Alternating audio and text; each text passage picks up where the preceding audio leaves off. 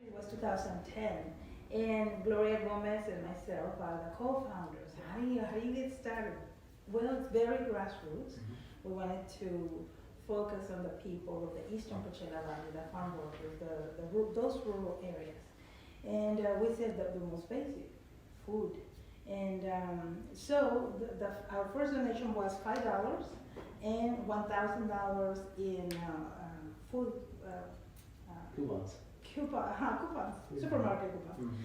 So we purchased groceries and assembled 100 baskets, thinking, oh, well, maybe only 30 people from the community will show up. We passed flyers around.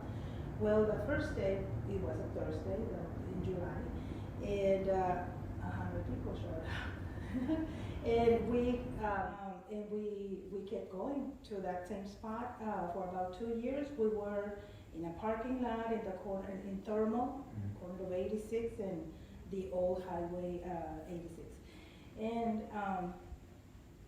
about 2 years after we were just, in that parking lot under the shade of a tree, we had an office in Coachella.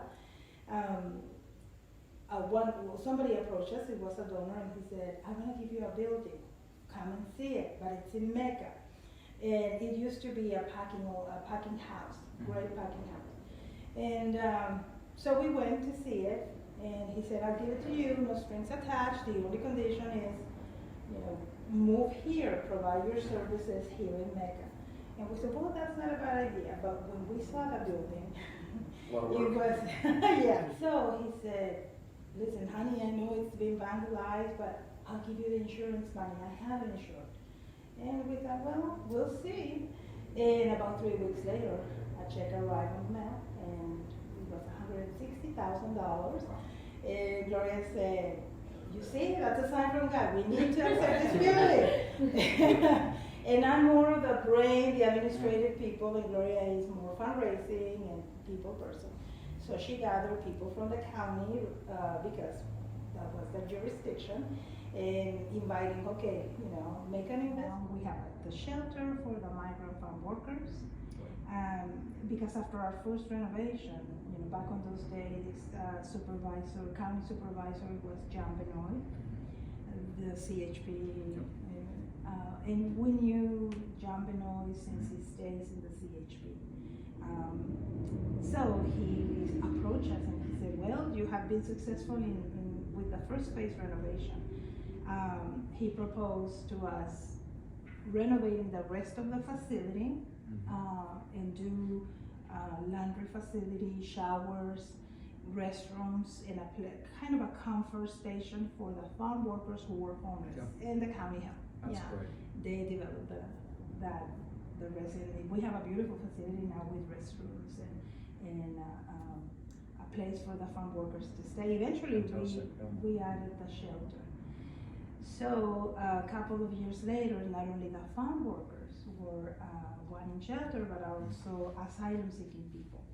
So we said yes to the asylum-seeking people. And for that program, it's a huge enterprise, but it's mainly funded by the asylum-seeking portion of it, shelter, by the state of California and also the federal government. Good. So while they're waiting for their hearing, there's safety. Exactly. We help them with their transition. They instead of going to the streets, they come to us. We send them to their destinations, whether that be here in California or back east. The majority are going back east, Florida, New York, New Jersey, all of those places. And so that's what we do. So now we have about 70 employees. We went from... That's a lot of programs.